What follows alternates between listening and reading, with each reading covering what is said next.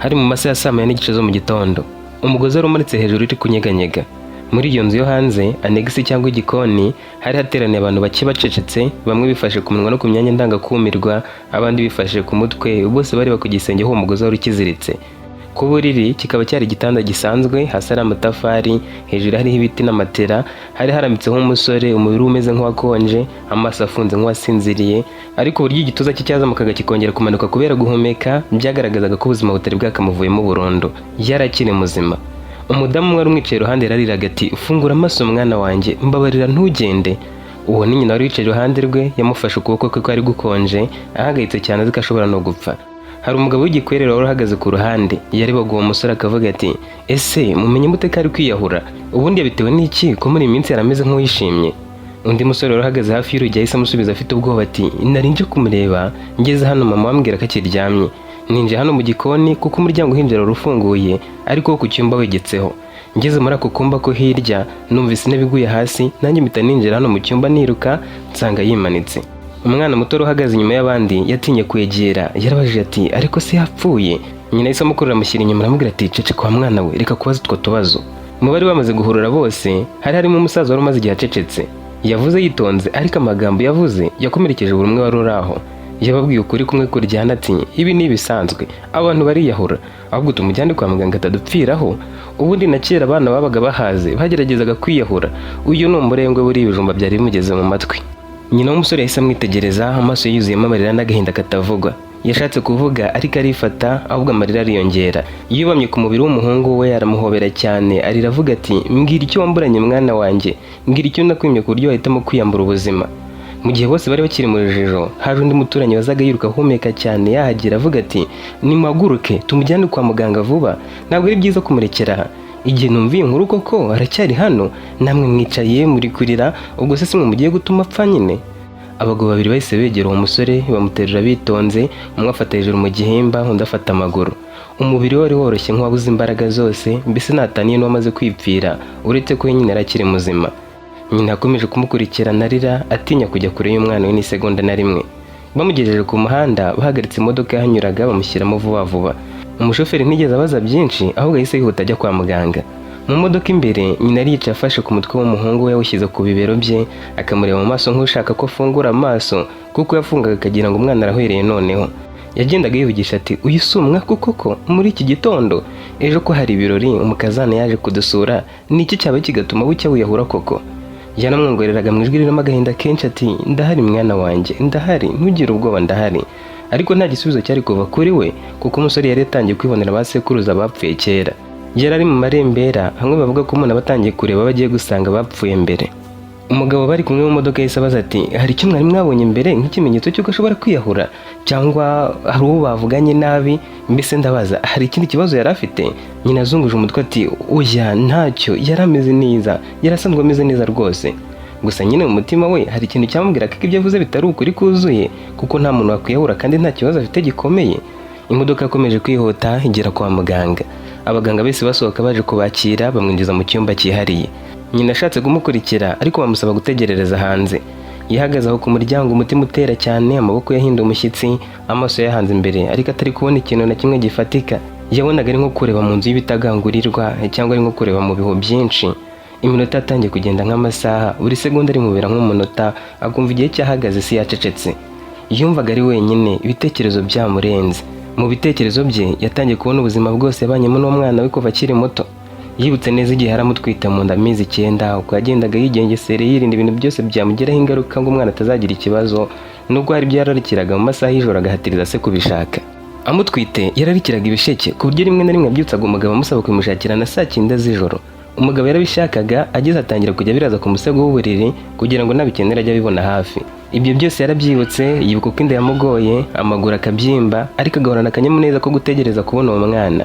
Yibutse umunsi amwibaruka, amarira y'ibyishimo yivanze n'ububabare byari bihari, uko yamwakiriye mu maboko ye bwa mbere, akamwitegereza mu maso, akavuga ati, "Aka niko kanzongaga." Yibutse ubwana bwe, uko yamuhekaga mu mugongo, uko yamugaburiraga amwicaje ku bibero, uko yamwigishaga kuvuga amagambo ya mbere, uko umwana ateraga agatwenge kakamutera amarira y'ibyishimo n'ibindi byinshi.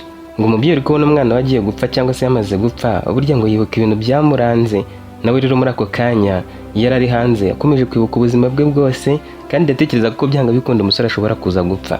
Yibutse uko yakuze, uko yatangiye ishuri, uko yazaga yiruka amubwira ibyabaye mu nzira n'uko yagiye aba umusore kugeza muri ako kanya yari kurwana n'urupfu. Umubyeyi yumvise umutima usadutsemo kabiri, yumva ashaka gutaka cyane ariko ijwi ryanga gusohoka. Yanze no kwiteza abantu. Nubwo umwana atari yagapfuye, mu mutima we yarivugishaga ati yaba njye ugiye, nta kibi nko kubona umwana apfa mbere yawe. Mu gihe yaragitegereje, ibitekerezo bye biri muri filime y'ubuzima bwaranze umwana we, telefone yarasonnye. Yarayirebye atinya no kuyitaba irirangiza. Wari uhamagaye ntiyacitse intege, yarongera ahamagara amaherezo arayitaba. Uwo yari mushiki w'uwo musore wari ushatse kuva ku muceri n'ibirayi hakiri kare. Nyina yateze amatwi uwo mukobwa ati hari nimero nari mfite ya wa mukobwa wari uri hano ejo, umukazana wacu. Buriya se uwamubwira ntibyaba byiza? Yewe ntabwo twigeze tuvugana, ntabwo tuziranye, nashaka ko ari umuhamagara ukabimwibwirira. Nyina tuzi ko ari byo we, ntabwo nigeze mbitekereza. Miyo nimero ahubwo aka kanya mubwire aze kumusura. Amaze kuyifata ntigeze atekereza kabiri, yahise ahamagara. Uwo mukobwa arakiri mu buriri yagitekereza ku byari byaraye bibaye ku munsi wabanje nimugoroba, yibuka uko yagiye muri urwo rugo, ko yakiriwe nk'umukazana atabizi, uko bari bamwiteguye bakamwakirana n'ibyishimo byinshi, nyamara muri we harimo urujijo n'uburakari bwinshi.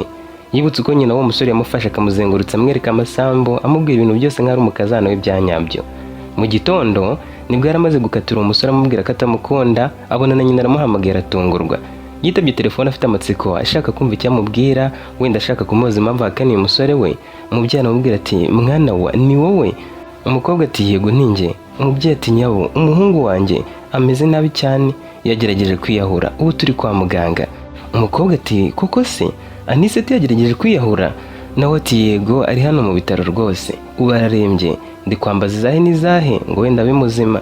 Ariko rero byanyobeye ko mbizi muvugana umunsi ku wundi, ni ikihe kibazo yari afite yajyaga kikubwira? Umukobwa yibutse ko ari wamuhakaniye muri icyo gitondo, yibaza niba aribyo byaba byatumye yiyahura, ariko ntiyabibwira umubyeyi. Aramubwira ati mama ntabwo nzi icyabimuteye pe. Umubyeyi ati mwari mwavuganye se nibura? Nawe ati yego ariko ntitwavuganye igihe kinini. Umubyeyi ati ubuse birakorohera ngo uze kureba uko ameze? Umukobwa yagizemo ubwoba ahita ashyira akadege muri telefone akivugana n'uwo mubyeyi wa Aniseti. Akimara gushyira telefone hasi, umutima watangiye gutera cyane kurusha mbere hose. Yicaye ku buriri aribaza ati ese kuko nabigizemo uruhare? Niba yiyahuye kubera ibyo namubwiye, niwe wizize rwose. Yarongera arivugisha ati oya sinjye watumye abikora, uriya musore Aniseti ni umusazi pe. Nubwo abivugaga atyo, umutima we wanze kubyakira, yumvise agize ubwoba. Muri ako kanya yibutse umunsi wa mbere ahura na Aniseti. Hari ku manywa y'ihangu, izuba ari ryinshi. Yari waba mu gikoni atetse ibirayi n'ibishyimbo, umwotsi uzamuka uva mu nkono no mu ziko ukagera mu mategura y'agakoni. Mu gihe ari kubivangavanga impumuro ari yose, yumvise umuntu akomanze ku rugi rw'irembo. Yahise asohoka asanga ari umusore wambaye imyenda y'ishuri yambarwaga n'abanyeshuri b'imyuga, ibyo byamwuzuye mu maso, bigaragara ko avuye kure cyane agenda n'amaguru. Uwo musore yaramurebye aravuga ati mwampa amazi yo kunywa? Umukobwa yamusabye kwinjira mu hagati baba yicaye, amushyirira amazi mu gikombe. Uwo musore yayanyweye afite inyota nyinshi, arangije aramushimira ati urakoze cyane. Umukobwa yaramurebye abona uko ameze, yumva adakwiriye kumureka ngo agende kandi ibyo yaratetse bihiye. Uwari usabye amazi byanga bikunda yaranashonje, amwenyura aramubwiye ati wigenda ngwino dusangire. Umusore yihagaze ashaka kwanga, umukobwa ati ndabizi inzara ikumereye nabi, abanyeshuri nta soni mugira, wikwijijisha injira dusangire. Iyo nyota ntiyakwica bigeze aho udafite n'inzara. Umusore yarinjiye kuko nawe nubwo yijijishaga inzara imugeze habi. Umukobwa nawe ati ntabwo umuntu anywa amazi gusa kandi ashonje. Uwo musore yarinjiye yicara ku ntebe, umukobwa azana ibiryo barasangira. Batangiye kuganira babanza kwibwirana, umukobwa amubwira ko yitwa Sadena, umuhungu nawe amubwira ko yitwa Aniseti. Uwo musore yamubwiye ko yiga mu kigo cy'imyuga cyari kiri hafi aho. Umukobwa aramuseka ati ndabibona, wambaye iniforume birigaragaza. Umusore yarasetse akomeza amubwira uko batemerewe gusohoka kenshi cyane ko cyari ikigo biga babamo, ariko ko uwo munsi ku wa gatandatu nta masomo bahari, bityo ko afata umwanya akigira gutemberera mu misozi. Aniseti amaze kurya yarahagurutse ashimira Sadena, aramubwira turakoze cyane, sinari nzi ko uyu munsi uri bumbere mwiza bigeze aha, watetse neza umaze inzara n'inyota, wakoze cyane. Nanyuze ku mugezi mbona hafunze ngo nsaba amazi, ubanza hari Imana yanyoboye muri uru rugo ngo nze nisabira amazi yo kunywa. Sadena yisekera ati ntacyo, ahubwo wowe ugize unywa amazi igihe wanyuze hano. Aniseti yahise asezera asubira mu muhanda w'igitaka wari hafi y'urugo, asubira inyuma agenda anyuzamo akareba inyuma iwabo wa Sadena ngo afate mu mutwe atazanahibagirwa najya kuhagaruka. Kuva uwo munsi ubuzima bwa Sadena bwakomeje nk'ibisanzwe. ku muhanda uri hafi y'iwabo aho abanyeshuri banyuraga bajya kwiga cyangwa bavayo kuri icyo kigo cy'imyuga. Hirya gato Sadena yakoraga mu kazu gacuruza amazi ari uyagurisha ku baturage bo muri ako gace. Yabaga yibereye mu kazu areba mu muhanda ariko ntiyabonaga buri wese keretse uwegeraga akazu ke k'amazi.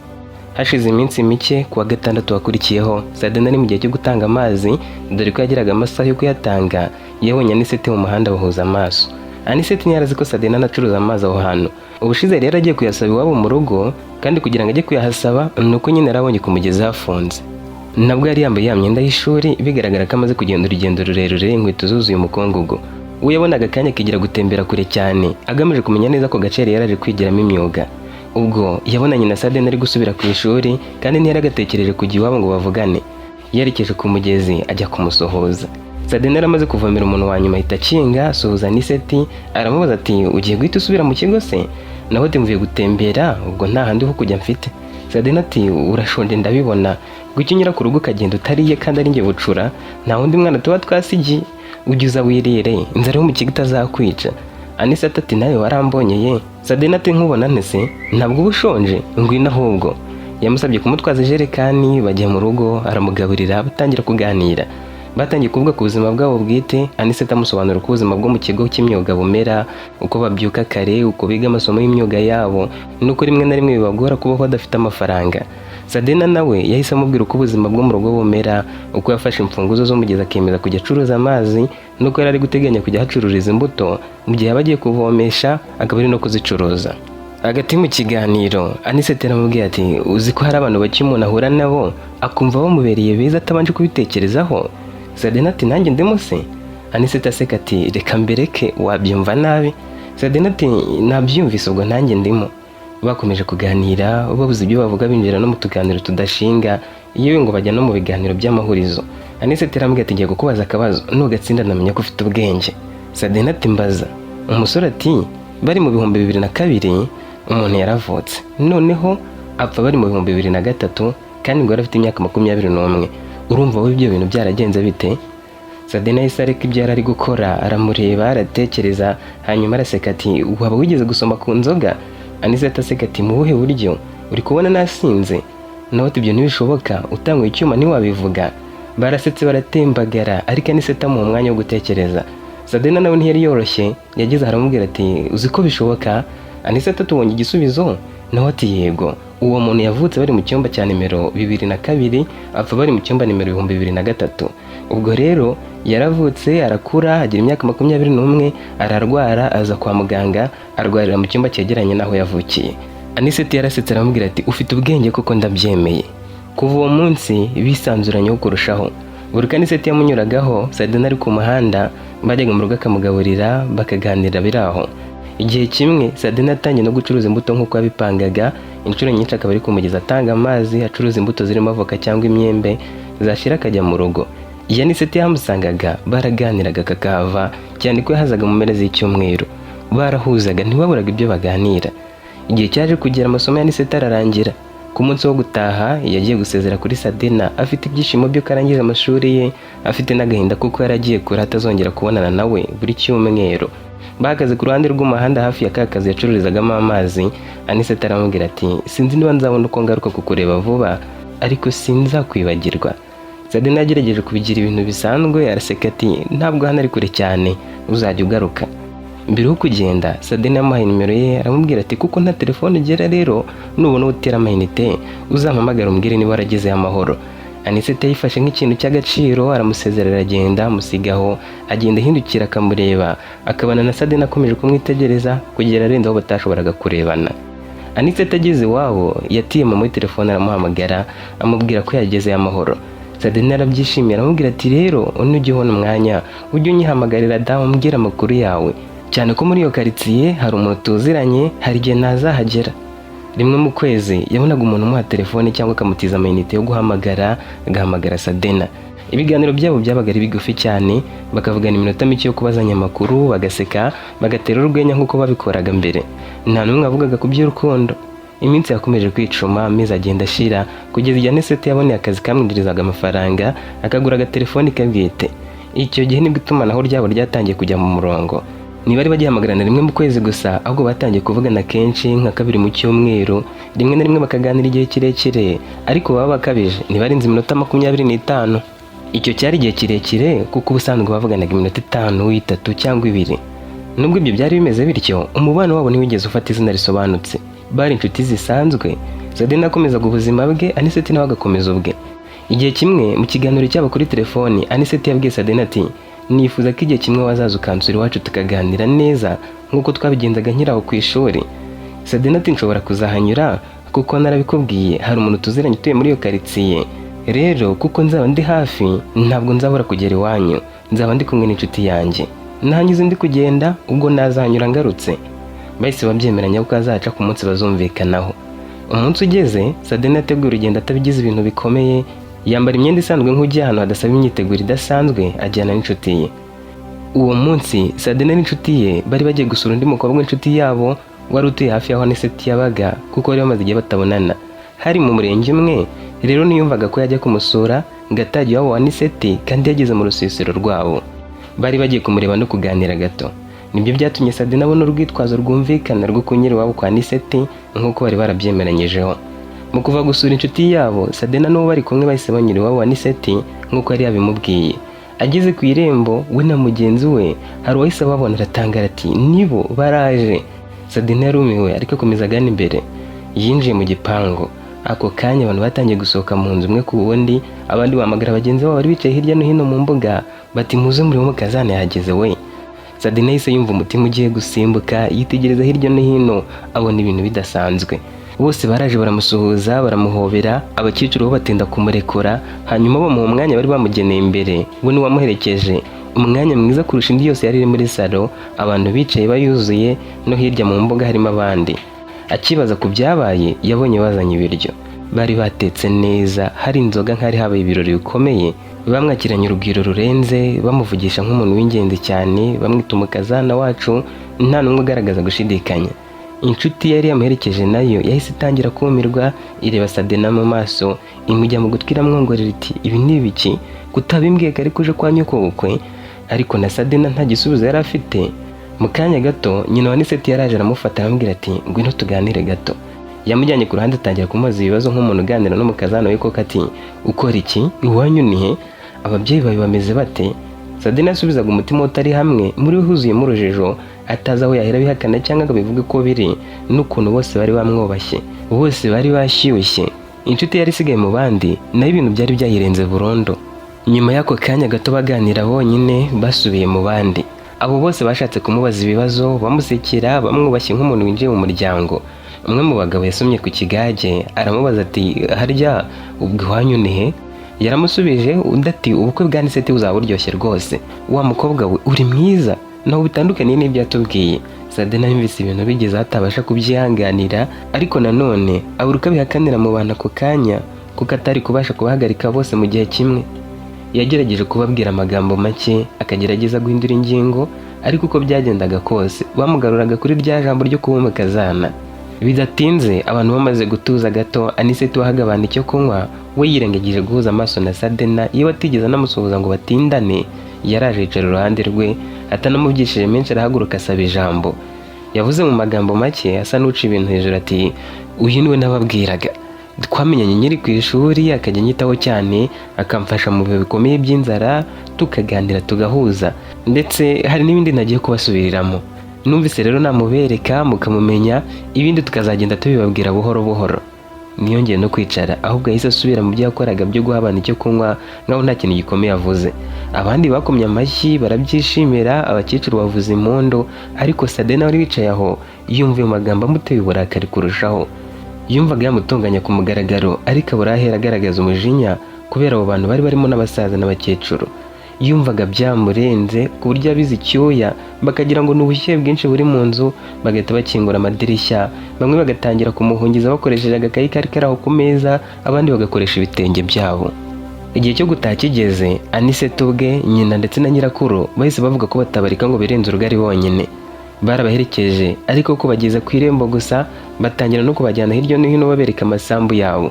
Nyina wa Anicet yamweretse umurima munini aramubwira ati, aha niho tuzamuha ikibanza, nako twamaze kukimuha. Nyirakuru nawe yongeye ati, ntimuzabura aho mutura, aho hose ni ahanyu. Inzu azayubaka hariya, hariya mushyire igikoni, tuwarete hariya, mushyireho urugo, hariya mushobora no kubaka ikiraro cy'inka, hariya uzashyira akarima k'igikoni, muzajya muhinga hano munsi y'urugo, urabona ko hahagije rwose. Nushakira mu muryango wacu nta kibazo na kimwe uzagira. Sade nawe yagiraga ngo ari mu nzozi, ariko ibaza igihe ari bukangukire. Buri jambo bavugaga ryose ryari riri kumwongerera uburakari, kuko arazi neza ko atigeze akundana n'Iseti, ndetse no mu buzima bwe hari undi musore yari yaramaze kwiha. Mu mutima yaribazaga ati ese uyu musore yababwiye iki kugeza aho bumva ko nzabana nawe? Ariko niyabonaga uko abimubariza mu bana ako kanya ngo abimubarize imbere y'umuryango we, bageze aho bagomba gutandukanira, nyina wa Aniseti yaramwegereye aramwongorera ati muzaze undi munsi tuganire neza ku by'ibirori byanyu hakiri kare, kuko kubaka byo ntabwo bizatinda, tuzamufasha byihute. Sadina yagerageje kumwenyura, ariko bimeze nk'ushyizweho agahato, abasezera aragenda. Mu nzira ataha, inshuti yamubazaga ibibazo byinshi, ariko nawe ntiyabona ibisubizo. Yamubwiye uko bahuye, uko bari babanye, nuko nawe yatunguwe. Inshuti iti njye byari byandenze, ubwo uzambwira uko uzabyitwaramo, kuko uriya musore yamaze gufata irembo, none na Aniseti arakwerekanye, kandi njye ndemeza ko atakura biriya nta kintu wamugaragarije. Buriya rero uko byagenda kose hari ikintu wabwiye Aniseti w'imbeshya, witekerezeho urasanga amakosa ari ayawe. Sadina atari ko se umuntu twavuganaga rimwe na rimwe nabwo biraho, nari gutekereza iki kindi kandi tudakundana? Mucuti bati urabimbwira se, urabimbwira ngo bigende bite? Oya mbwira, ahubwo wamubwiye ko ufite undi musore mukundana? Niba utarabimubwiye se si ikimenyetso ko nyine wamwerekaga ko nta wundi muntu uri mu buzima bwawe ngabona ahera gutereta? Erega biba byiza kuvuga ko mufite abakunzi, kuko iyo utabwiye umusore ko ufite umukunzi ukunda aba yumva yagutereta. Wigeze ubimubwira? Sadina ati oya nabyo namubwiye, ubundi sinari kubimubwirira hehe? Umukobwa ati none se urabimubwira nyine ko ufite undi musore mugiye kubana? Nawe ati iri joro sindavugana nawe, ndumva ndakaye, mfite umujinya, umutwe washyushye, ndabimubwira mu gitondo umujinya wagabanutse. Ageze iwabo yicaye ku buriri yibaza ku byamubayeho byose uwo munsi. Yagize ngo hari ni filime yabonye, ntabwo yemeye ko ari we byabayeho. Uburakari bwari bwamurenze, cyane cyane ko afite undi mukunzi wendaga kumushyira mu rugo. Iryo joro yafashe telefoni ye ayizimya burundu. Yumvaga umutwe uri kumurya cyane, adashaka no kongera kumva ijwi rya Aniseti mbere yuko nawe ubwo amenya niba atari kurota. Mu gitondo cya kare amaze gufungura telefoni, ntiyatinze kubona Aniseti amuhamagara. Yayitabye afite uburakari bwinshi ati Aniseti mbwira, wababwiye iki? Aniseti yamusubije mu ijwi rituje, azi ko wenda yamwemeje ko ari ukwirakaza bimwe by'abakobwa baba batunguwe, harimo amarangamutima menshi. Aramubwira ati mama yifuza ko nshaka umugore, amuza ku nkeke, mbese ntajyamo agahenge. Yaravuze rero ngo ndakuze. Amaze kumbwira ko nkuze, naramubwiye nti mu kibanza niba nkuze koko nangire nubake.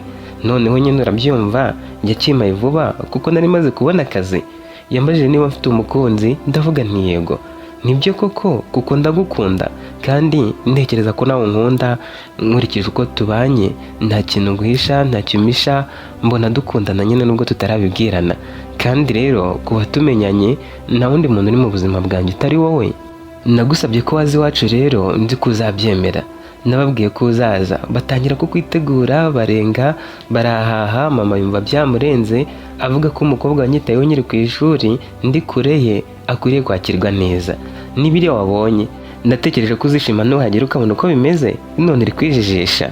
Sinifuzaga kukubwira ko ngukunda mu magambo gusa, yewe nashatse kuza ukabibonera mu bikorwa, kandi nawe ndabizi wikwijijisha.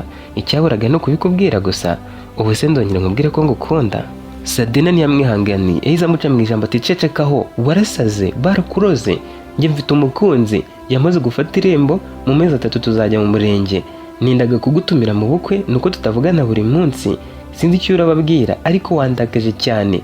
Aniseti yagize ngo ari kumubeshya, agerageza kuvuga ati Sadina wenda, ariko Sadina aramuhagaritse ati ndakomeje cyane, mfite umukunzi, njye singukunda na gake, nuko nari nkwitayeho nk'inshuti biraho. Ukiri ku ishuri nabonaga uri agasore kishwe n'inzara, nkavuga ni ngwino wirire, n'ubundi biryo byabaga bihari ntaho twari kubishyira, bira n'ibyo wabonyemo urukundo. Wowe uracyari umwana mu mutwe, nubwo naba ntafite undi tugiye kubana sinakundana nawe. Aniseti byamuciye intege burundu. Uwo mwanya Sadina yahise akupa telefoni, ayinaga ku ruhande, yanga no kongera kumwitaba. Yararakaye cyane. Nyuma y'amasaha 2 gusa rero, Sadina akiri mu rujijo, nibwo telefoni yongeye gusona.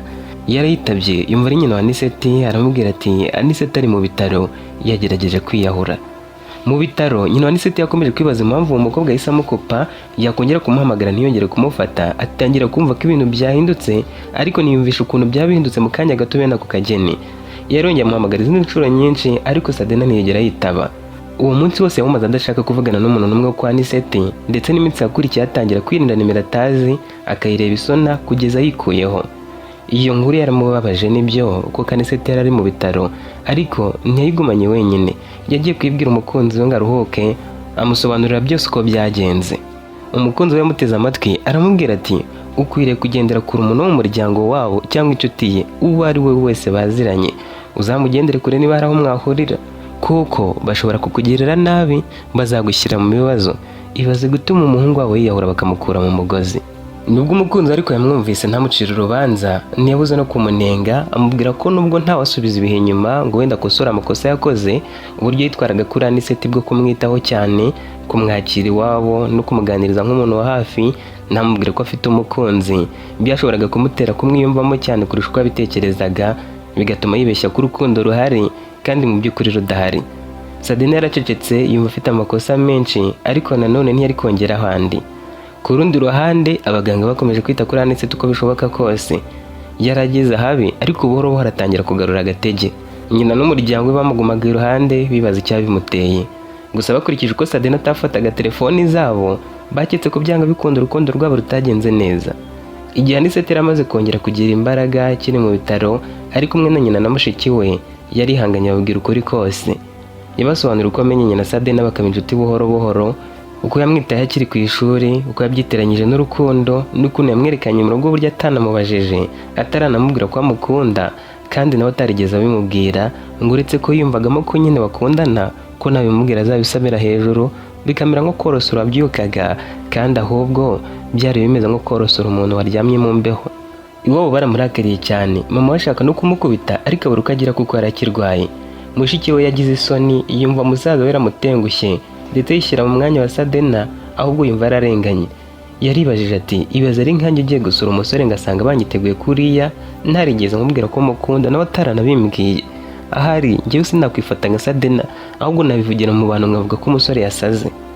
Anicet yarakomeje ababwira ko mu gitondo cyakurikiye umunsi amwerekana, yamuhamagaye akaba aribwo amubwira ko amukunda. Sadena akamuhakanira yivuye inyuma, ndetse akamubwira ko afite undi mukunzi bagiye kurushinga. Ibyo byose byaramurenze, umutima uragurumana, ahitamo gukora icyo yakoze.